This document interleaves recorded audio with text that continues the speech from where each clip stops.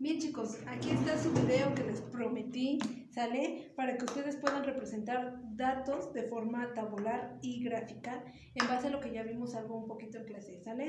Entonces les recuerdo, estos son los datos que tenemos de un ejercicio, de un ejemplo, donde nos dice que un tal Héctor está a cargo de un montón de atletas y que lo que necesita saber pues es acomodar los datos precisamente de una manera ordenada. Este resumen, pues ya lo hice, fue lo que ustedes hicieron de tarea, contar cada una de las rayitas que corresponde cada una de los valores que nos daba la tabla. Recuerdo perfecto que se trataba de libras, que el atleta, el deportista, estaba bajando de peso.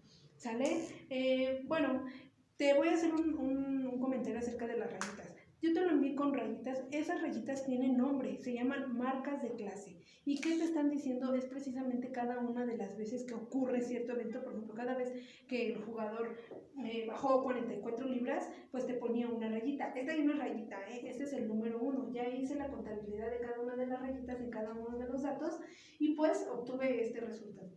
¿Qué más? Bueno, pues sumé todas las marcas de clase que te estoy comentando y me da un total de 88. Esto nos va a permitir primeramente calcular el rango. Bien, el rango creo que ya lo habíamos visto en alguna otra clase, sin embargo tenlo presente. El rango es igual al valor máximo menos el valor mínimo. Bien, atención aquí un poco. Afortunadamente, bueno, a pesar de que me pusieron a contar rayitas, para este ejemplo ya viene ordenado de menor a mayor. En el caso de tu ejemplo, de tu tarea o de tu ejercicio, puede que no sea de esta manera. Entonces, ten en cuenta esto únicamente, ¿sale? Entonces, el valor máximo, aquí está, 44. También te había comentado que tienes que tener en cuenta esto, que sí tiene una frecuencia, ¿sale? Que sí tiene un número que le corresponde. A muchos de estos ya les tocó 0, pero si tomamos en cuenta que este último tiene marca, pues lo vamos a tomar en cuenta. Entonces nuestro rango es igual a 44 menos el valor mínimo. El valor con el que empieza la tabla es el 6. Por lo tanto, el rango es igual más o menos a 38. ¿Sale? ¿Y para qué nos va a servir el rango? Por el momento déjalo ahí. A continuación vamos a calcular el número de intervalos. Y yo te proponía que revisaras una tabla, pero que además una fórmula donde el intervalo,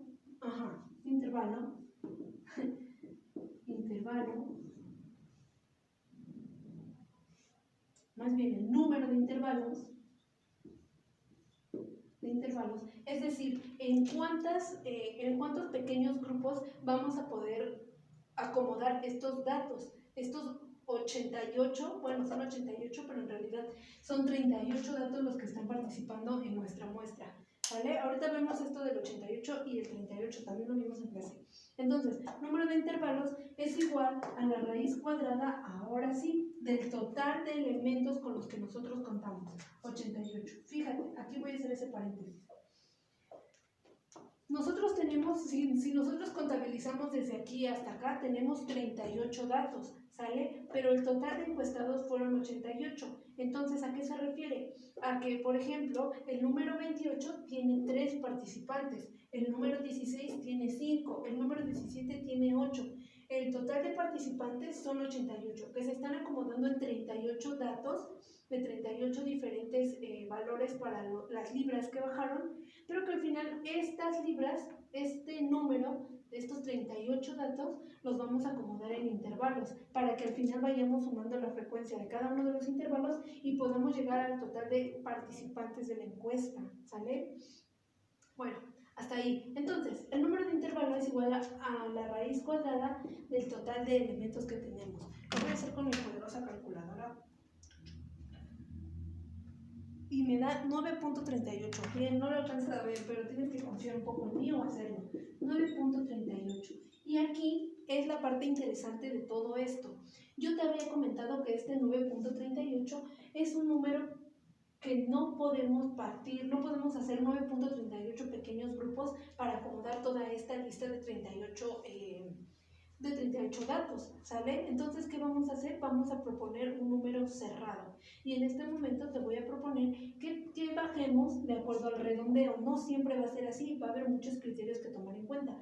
Pero ahora lo voy a tomar en cuenta hacia abajo. Entonces, este 9.38 lo voy a proponer como 9. ¿Y para qué quiero ese 9? Porque a continuación vamos a calcular la longitud de intervalo. La longitud de intervalo está denotada por la letra C y quiere decir que vamos a acomodar estos 38 es igual al rango entre el número de intervalos. Es decir, 38 entre 9. Y el número que te va a dar también va a ser un número fraccionario. Vamos a verlo, ¿sí? 38 entre 9. 4.22.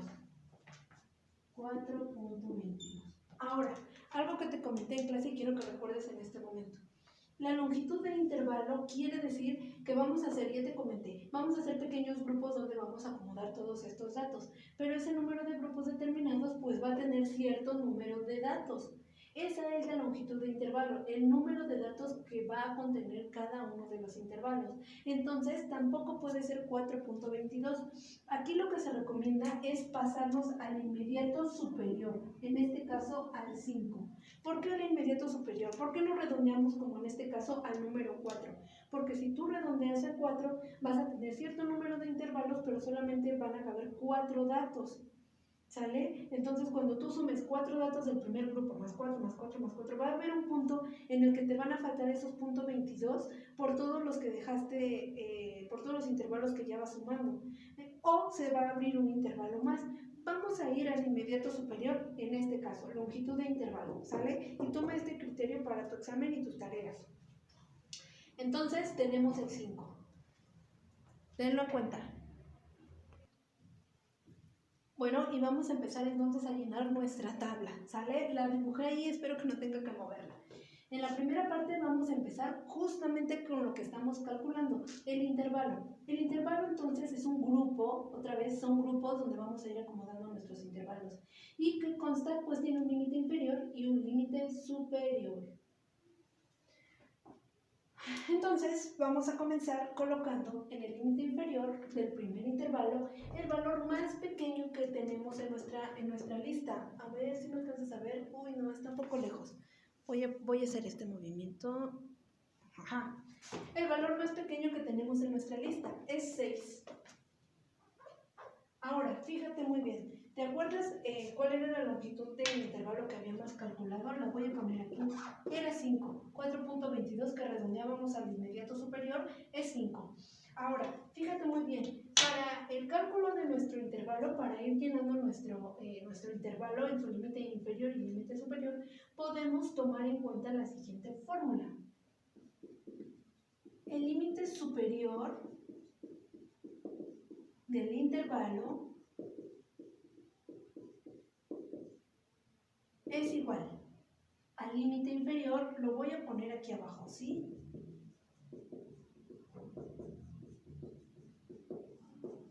Más nuestra longitud de intervalo C menos 1. Ok, ¿por qué nos vamos a quedar con esta fórmula? Porque en nuestro intervalo tenemos que tener en cuenta también, es cierto, calculamos con C la longitud de intervalo, pero dentro de esta longitud tenemos que considerar el número que ya colocamos. Fíjate, lo voy a hacer de manera manual. Si comenzamos en el 6 y contabilizamos 5 elementos, ¿a qué número llegamos? Si tú haces una suma algebraica normal, pues dirías 6 más 5, llegamos al 11. Sin embargo, si estás considerando el número que ya estás colocando, entonces contarías de esta manera: 6, 7, 8, 9 y 10. Y son 5, ¿no? Los números que sumamos. Llegamos a 10. Ahora vamos a hacerlo con la fórmula. Límite inferior es 6 más C, que son 5, son 11. Menos 1 que tienes que restar porque estás considerando el primero, llegamos a 10. Puedes hacerlo con la fórmula o contando con tus deditos. Solamente ten en cuenta que esta longitud no siempre va a ser 5, puede ser mayor amplitud, entonces puedes usar la fórmula. Bien, ya que quedó el primer intervalo, lo voy a enumerar solamente para efectos de que veas que es el primer intervalo. Voy a colocar el segundo. ¿Y cuál es el número que sigue? Fíjate muy bien, del 10 pues sigue el 11. Y aquí voy a hacer una pausa porque seguramente en tu tarea recuerdo que tus kilos están como 1 kilo 200 gramos o 1.5 kilos, ¿bien? Entonces, ¿qué va a pasar con esos números que están incompletos? Nada, no pasa absolutamente nada. Simplemente, si yo tengo, por ejemplo, el 10.99, ya no va a entrar en este intervalo porque aquí llegamos hasta el 10 y aquí empezamos en el 11. Entonces, lo que tendríamos que hacer, si es que en nuestro caso pide decimales, podrías empezar el siguiente intervalo en el 10.1. Bien, y del 10.1 pues ya lo que te dé tu longitud de intervalo para poder seguir. En este caso no es necesario que tomes en cuenta estos valores, simplemente que pues que tenemos números completos, entonces el número siguiente entero después del 10 es el 11. Encontré mi borrador. 11. Ahora sí, voy a continuar. Después de este paréntesis que espero que no te haya hecho bolas. Después del 11 más 5 son 16, menos 1, 15. Después del 15, el número entero siguiente pues es el 16. Y este es nuestro segundo intervalo y tercer intervalo. 16 más 5, 21, menos 1, 20. El número siguiente, 21. 21 más 5, 26, menos 1, 25. 26 más 5, 31, menos 1, 30. ¿Cómo saber cuándo nos vamos a detener? Hasta que tengamos un intervalo en el cual colocar nuestro último dato, 7 y 8. Es decir, el número 44. Este es el número más grande que tenemos en nuestra lista. Entonces, hasta que nosotros podamos ubicarlo en un intervalo de estos, por ejemplo, este del 41 al 45, nos detenemos. No tiene caso seguir con el 46 al 50 si pues no tenemos ningún dato que va a entrar dentro de este intervalo. Bueno, ¿y qué pasa? Cuando nosotros calculamos, hace un momento que ya borré, el número de intervalos, m, el número de intervalos nos daba 9 punto algo, ¿te acuerdas? Nos regresamos al 9 y aquí te das cuenta que no necesariamente llegamos al 9 porque en este intervalo no hay datos que colocar, por lo tanto nos quedamos en 8 intervalos. ¿Este número nos sirvió? Sí, para calcular la longitud de intervalo a partir del total de datos que tenemos, a partir de nuestro rango. Pero ahora pues simplemente es un dato que ya no es real, que ya no llegamos a tal número. Entonces, vamos a continuar. Ok, entonces a continuación, ya que tenemos nuestro grupo nuestros grupos donde vamos a ir acomodando toda nuestra información que tenemos, vamos a tomar en cuenta algo que se llama frecuencia. Pon mucha atención porque si estuviste en clase verás que vamos a hacer con la frecuencia muchas cosas y que tenemos muchos tipos. Frecuencia absoluta, frecuencia relativa y las acumuladas de cada una de ellos. Entonces vamos a empezar con esto. La frecuencia que te voy a demostrar en este momento es la frecuencia absoluta. Y voy a poner aquí este apartado. Está bien difícil dibujar en el pizarrón porque no parece. Es real. Bueno, y ahora te voy a dar el concepto. ¿Sale? De la frecuencia absoluta.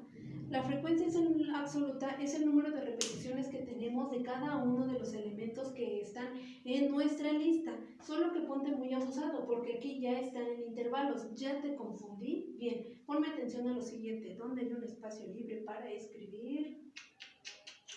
Aquí lo voy a hacer. Ay, mi borrador. Solamente era para que contabilizáramos los intervalos.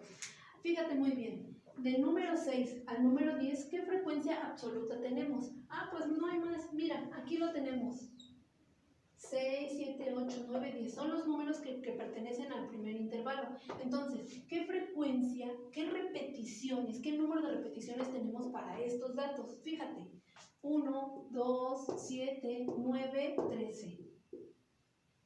Súmalos, hazlo. 1 más 1, 2, más 5, 7, más 2, 9, más 4, 13. Esta es el número de frecuencia absoluta que le corresponde al intervalo que abarca desde el 6 hasta el 10.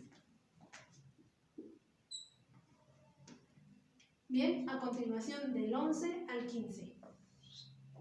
2, 8, 11, 15, 22.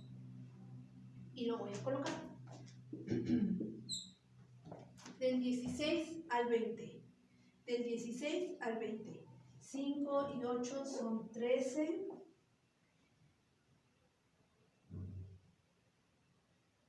20. 24. 28. 5, 13, 20, 25, 20. Ah, caray. 15, 20. 24, 28. Ah, sí, perdón. Del 16 al 20, 28. Del 16 al 20, 28. Del 21 al 25, 5, 6, 10, 15. Ve haciendo las cuentas, por favor. Del 26 al 30. 26 al 30. 2, 5, 6 y 7. Del 31 al 35, 1. Del 36 al 40, 1. Y del 41 al 45, 1. Bien. Ponte muy abusado en cuanto a tu frecuencia relativa en cada uno de los intervalos que hemos definido. Bien, a continuación vamos a ver lo que es la frecuencia acumulada. Pero estamos hablando de una frecuencia absoluta acumulada. Te comentaba en clase que cuando hablamos de acumulación podemos pensar en nuestra alcancía. En nuestra alcancía, claro, porque ahí domingo con domingo estás acumulando una riqueza, una pequeña cantidad que a la vez pues se junta con la que ya vas recopilando de tiempo anterior. Entonces vamos a verlo de esa manera. Voy a acercarme ahí un poco, eso es. Entonces, nuestra pequeña riqueza acumulada en el primer parámetro no es más que lo que recibimos el primer domingo, 13. Ahora sí, a partir del siguiente ya tenemos algo que acumular a la cantidad que estamos recibiendo en este domingo, por decirlo de alguna manera. 25, 35. Y a continuación, dame un momento, perdón, se acaba mi pila. 35 más 28, 63. 63 más 15, 78. 78 más 7, 85. 85 más 1, 86. 86 más 1, 87. 87 más 1, 88. Una forma de haber corroborado que vamos bien es que al final de esto llegamos a los 88, que es el número total de datos de los encuestados. Aquí está, mira. Anterior a esto yo te había sugerido que sumaras toda la frecuencia de aquí, donde efectivamente llegamos también a los 88 encuestados. Bien. Hasta el momento es lo que vamos a visualizar, lo que vamos a ver. ¿Sale? Voy a pasar este tripié hacia el otro lado porque vamos a seguir trabajando algo que en clase lo vimos al final, pero en este momento me interesa seguir avanzando. Bueno, entonces, lo que nosotros vamos a poder representar en este momento es hacer una gráfica, una comparativa, donde voy a aprovechar, por cierto, para comentarte que estos encabezados que puse, pues sí, son correctos. Pero ¿hasta qué punto? Recuerda que lo que estamos estudiando en este momento en realidad no es un intervalo. Mira, lo voy a poner abajo porque mi altura no da hasta allá. Pero en realidad lo que esto estamos haciendo es la pérdida de peso de determinados atletas en libras.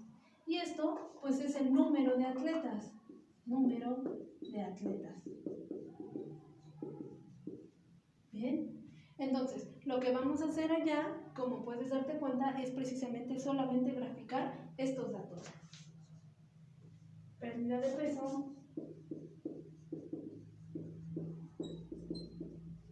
en libras contra número de atletas. O lo podemos llamar como frecuencia absoluta. Y ya que estamos hablando de frecuencia absoluta, te voy a decir que este histograma que vamos a hacer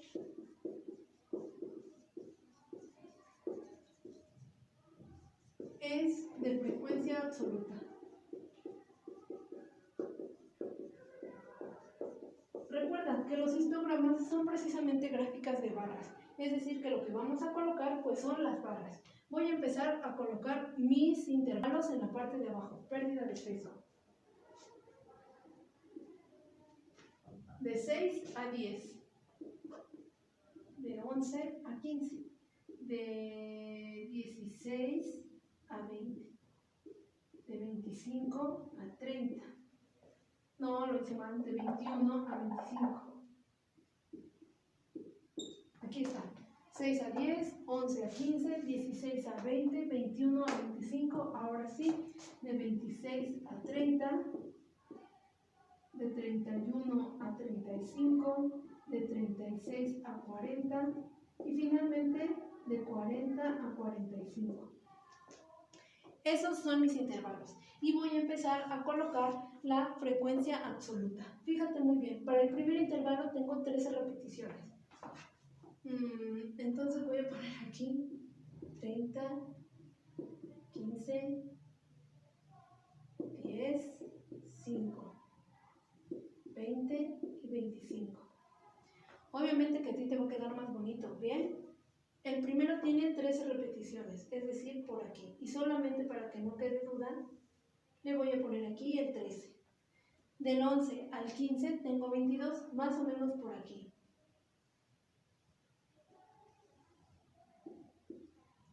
Del 16 al 20 tienes 28 repeticiones, digamos por aquí. Del 21 al 25 solamente son 15, es decir, aquí. Del 26 al 30, 7 repeticiones, por aquí. Y del 31 al 35, solamente 1.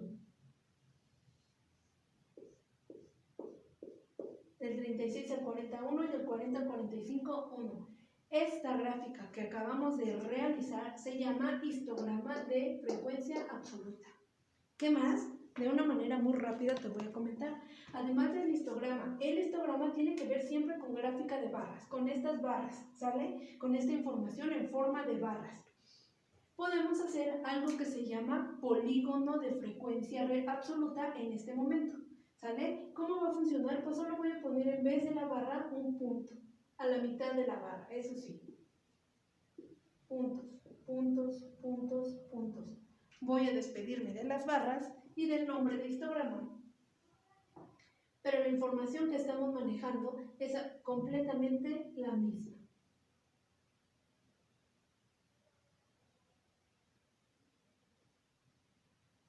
Y a partir de que tenemos nuestros puntos, solamente basta con unir. Polígono, ¿por qué? Porque si quisiéramos verlo de esta manera, pues es un polígono de manera irregular. De frecuencia absoluta. Recuerda lo que estamos graficando. Frecuencia absoluta.